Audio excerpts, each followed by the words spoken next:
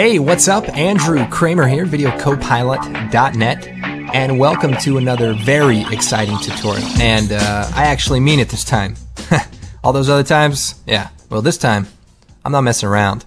So, what we're going to be doing is using a new preset called 3D-Falloff. And what it allows us to do is put layers in 3D space and have them fade away in the distance. So, in this example, we have a red background. So our layers in the background are sort of faded away red, and as we approach the background layers, they become clear. So if we keep an eye on this area, and as we back out, it fades off into the distance. Now, in After Effects, there's not really any good way to do that, except maybe keyframing the layers. But if you do it that way, you're going to have to keyframe, lots of layers. In this case, there's over 50 layers that represented by this animation, and that would be kind of a lot of work. So the preset automatically calculates the distance from the layer to the camera. So more specifically, I've created a chart here. So here's the camera, and I know what you're thinking. That's a pretty detailed camera. It's got like a battery, a side compartment, and a lens. I mean, we don't mess around. Here's the idea. The visible area is when layers are perfectly clear to the camera. Now, at this point, this red line, that's when the images begin to fall off.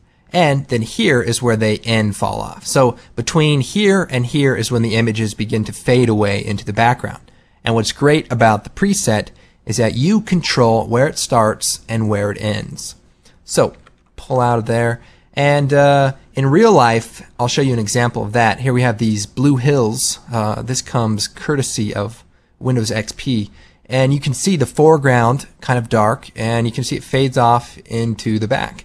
And that's the idea. And you probably noticed this in video games and other kind of things like that. But there's tons of practical uses for it when you're creating cool compositions. So I made another example here.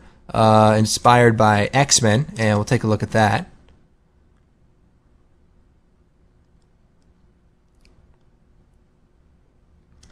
So pretty basic.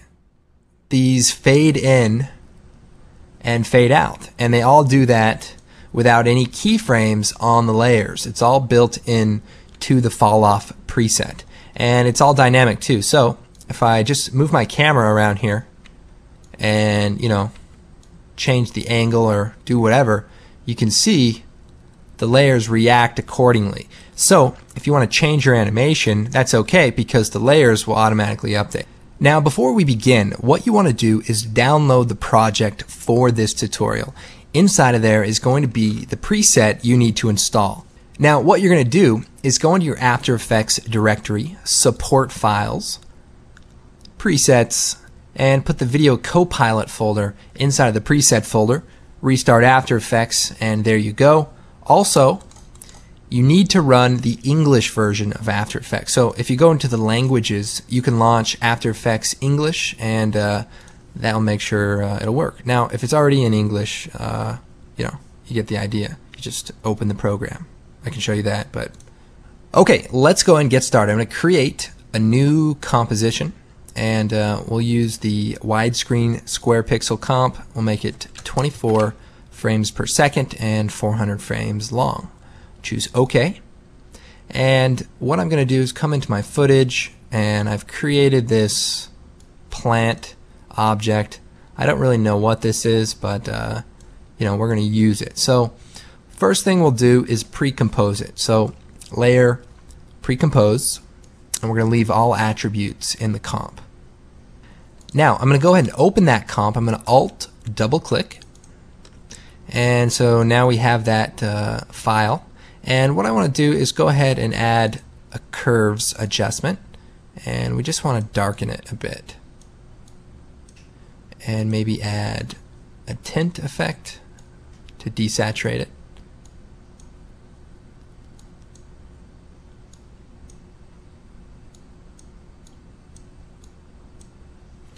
And one other thing we want to do is we turn on the transparency. So we have sort of a sharp edge on the back where it stopped rendering. So we'll just take the pen tool up here, zoom in, and we just want to fake the edge and kind of give it a more of a random edge so that you can't tell where it ends, you know, in the comp once it's with a whole bunch of other layers. So I'm just sort of randomly cutting this up.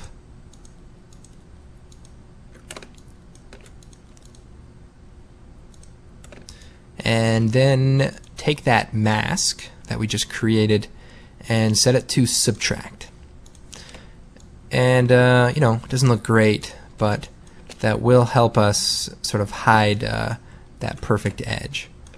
And we'll go ahead and close our comp that we just created. Now let's create a background. I'll make a new solid and choose OK. And then we'll choose Effect, Generate, Ramp, set it to Radial, change the black color to like a red color and the white to black. Maybe move this down a bit. And let's go and create a new camera. And we'll make it 20mm and choose OK. So we have all this set up. Now let's go and get into the preset. This is where the fun begins. We're going to go over here to the Effects and Presets, type in Falloff, and Video Copilot 3D Falloff comes up. Now here are the specific steps. First of all, you need to have a camera called Camera 1. So when you create a camera, it's always called Camera 1 unless you make another camera. So kind of specifically needs to be Camera 1. Then create a new adjustment layer or a regular layer and call it, hit return on the keyboard and call it Falloff with a capital F.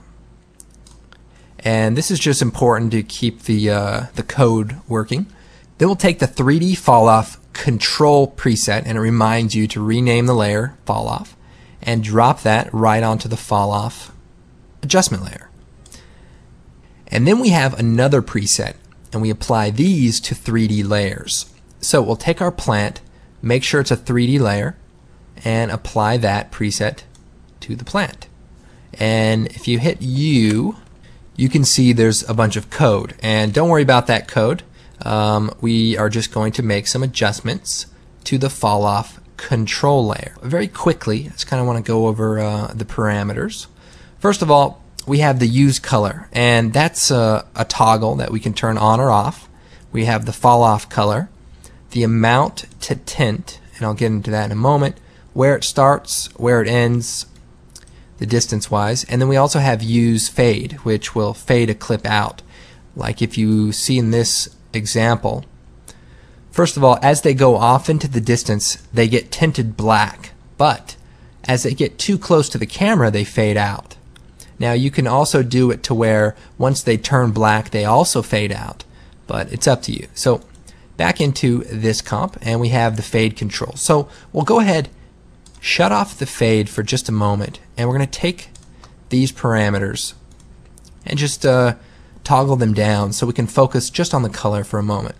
I'm going to change the color to green just so we can see what's happening. And then I'm going to take our plant layer and I'm going to move it back in 3D space. Okay, so you can see as it goes back, it's being tinted green. And if we go back far enough, it turns entirely green. And if we go into the Falloff control, that's where we can control the color tint. Say if we do 50%, then that is the maximum amount. So say you don't want the layers to get too faded out, but just enough to where, you know, they look like they're further off into the distance. But we'll go ahead and keep that at 100, and we'll go and change the color to one of these red colors here in the background, and maybe we'll set it to 75%. So we'll take that layer again and we'll move it forward,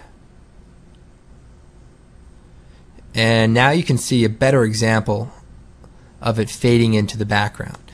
Also, we have the start fall off and end fall off, and this is in pixels. So 500 pixels away from the camera is when the clip begins to fade out, and then we have at 2500 it's fully tinted that color. Now if I set this to say 400 and I set the end to say 600, you're going to see that our layer has a very narrow time that it stays in. So right here it's clear, and then if we just back it up just a little bit, it's gone. And that's because the range is only 200 pixels between the start and the end. So we extend that, and we can get a more natural looking fade out as the layer goes off into the distance. Now, that's the basic idea. Now, as far as the fade, works pretty much the same way. We'll go ahead and disable the color for just a moment. And we'll take the fade, turn it on, and again, it works pretty similarly. It just fades out into the background. Now, the reason you don't always want to use the fade is because, say we duplicate this and we make a copy of it. If the clip is fading away, so if I just move the camera, you're going to see the layers are going to sort of be semi-transparent over each other. Whereas if you use the color without the fade, they're going to stay composited on each other properly. And in most cases, that's what you want. But okay, back to it. Kind of zoom in here. We'll go ahead and shut the color off again. Back to the opacity. Now, the cool thing about the opacity, it has two controls for the fade minimum and the fade maximum. And what that allows you to do is invert the fade. So right now, as they go far away from the camera, they fade out. So if we turn it on, they fade out as they go far away. But if you invert these numbers, so if you change this to 100 and this to 0, what's going to happen is as they get close to the camera, they're going to fade out. Now, this can be used for a whole lot of things. Say you want to create a title scene where you have titles that are going to be flying right in front of the camera, and as you get close to them, they fade out, and that way they don't obscure the camera or cause like a weird glitch. It's a nice way just to be able to control layers to kind of fade them out as you fly through it. Kind of a quick example, if I were to just disable that, I'll take the text tool and we'll type video copilot. We'll make it white. You can see it, and I'll make it a 3D layer, and then we'll go back to the effects and presets and apply the Falloff applied to 3D layers preset to the video copilot layer, and just scale it up some. So now as the camera goes towards it, it fades out. So what we want to do to set up our scene is make a whole bunch of copies of our plant. So the way we'll do it is we'll go and put this Falloff control layer at the bottom and shut it off. The way we'll do it is we'll take the plant and we'll duplicate that. So edit, duplicate, and then we can rotate it and, you know, push it into Z space.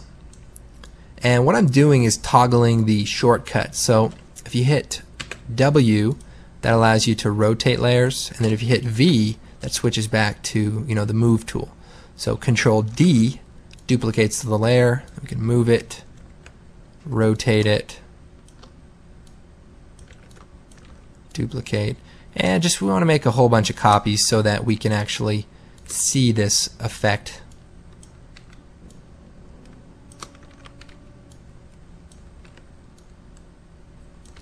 And by rotating it, we can kind of give it a little bit more of a random look. And once we make a few, we can hold down Shift, select them all, and again, edit, duplicate, and then using these controls up here, these are sort of like the local axis, global axis. So like local axis, it kind of is relative to the layer, and then if you do global axis, you can see it's relative to the view you're looking at, and that way I can just move them all back. Or duplicate it again and move them forward, you know, offset them, even take the rotate tool and rotate them slightly so that they have a variation to them, and even scale them all up so that some are a little bit larger than others. So as long as they're all selected, you can you know, control those. So once we've created a few, we'll go ahead and select them, turn on the shy switch, and click on this button, and that'll just hide it. And you know what I like to do is hide them all but one. And that way if I need to stack layers, I can use that as a reference. So here is our big field. I don't really know what this is, and so I was doing some research and actually found out what it was. You guys know who Elvis Presley is? Well, he's got these sideburns, and so I was doing a little bit of research, and here's what I found out.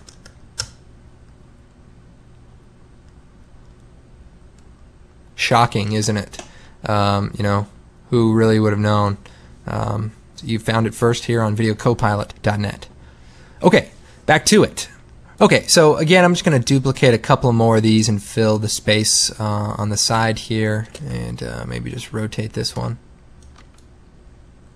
And by the way, if you hold down Shift while you rotate, it will conform to, you know, like every 15 or 5 degrees or something, so it's easy to flip it perfectly. Now, going to the fall-off controls. We're going to go ahead and turn on Use Color, and we can see they sort of fade off a bit. And remember, if you use a weird color, something that stands out, it's easier to see where the fall-off starts and where it ends. So we'll turn up the tint amount to 90, and we'll set the start fall off to 500 and the end fall off to maybe 2500. And taking the camera tools here, we're going to kind of just back away, and if I take the orbit camera tool, I'm just going to kind of go above everything, and then I can sort of push my camera through the layers and see how they interact. And this layer looks like it's getting in the way, so I'll just move it out of the way.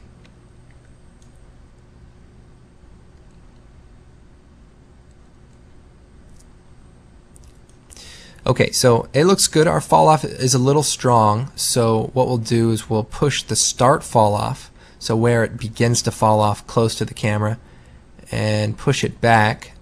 And that way we get a little bit more detailed before it falls off. Okay, cool. Now we can just set the color back to that red. And I did, just to kind of enhance it, I just did a little bit of a brighter color.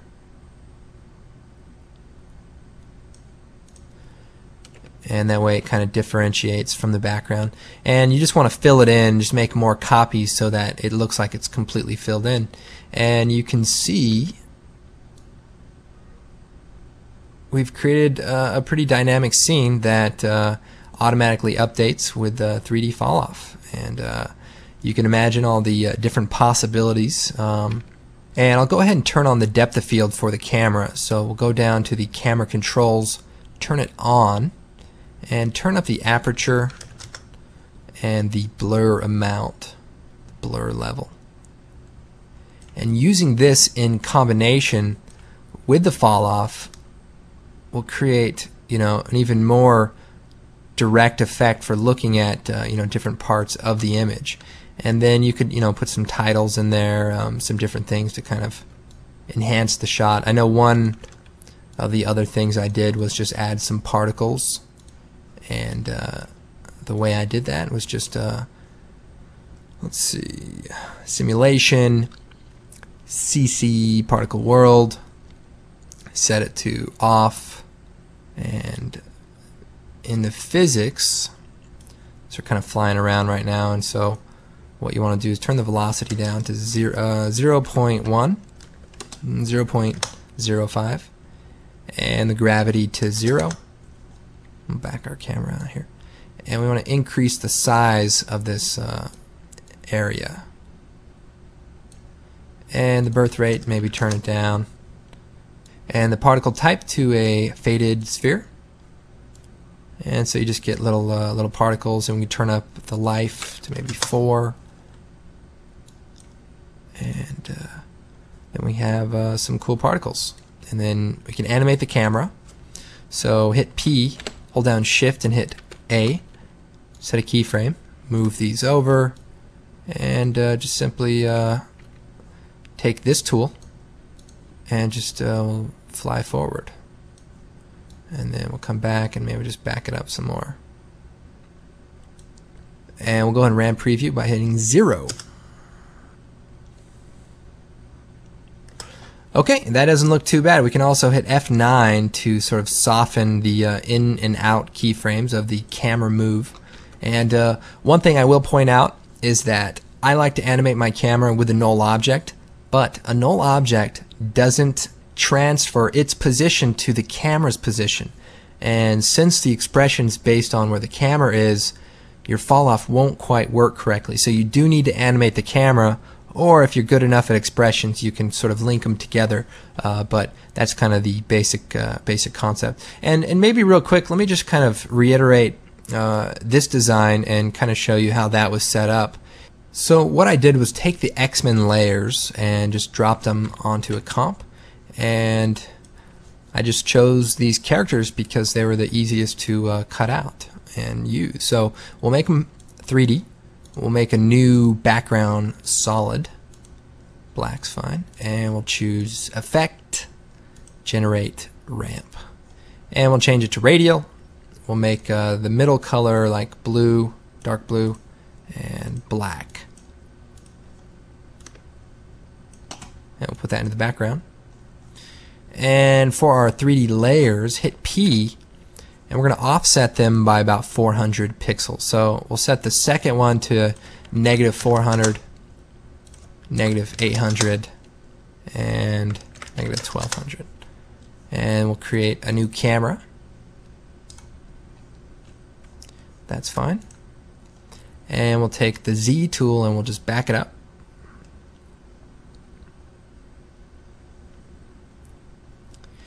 And we'll also create our control layer. So here are the steps again for using the fall off filter.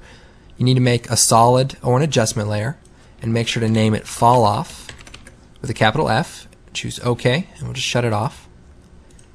And then the first thing, you want to apply the control layer to the fall off, and the apply to 3D layers to each of the 3D layers.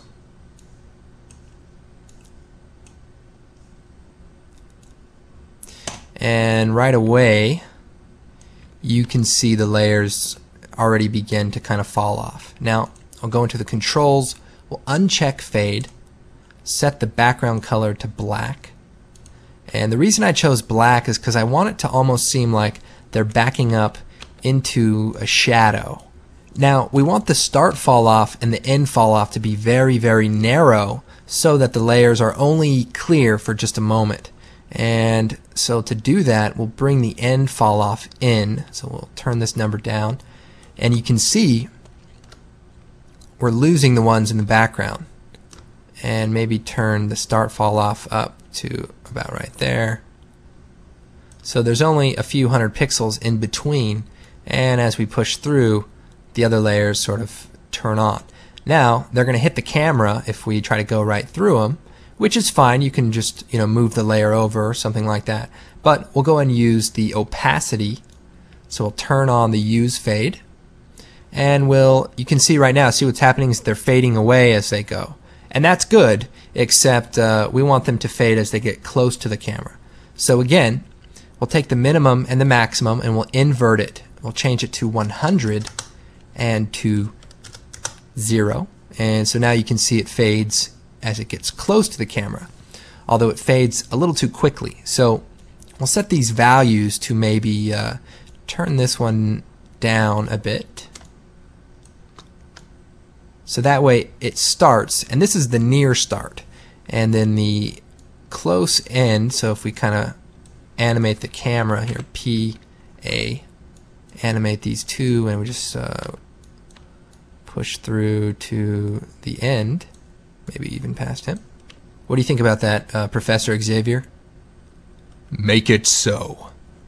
I will. Thank you very much. All right, so never mind about that. I love Patrick's dude. He's a good guy. He's got a really cool voice.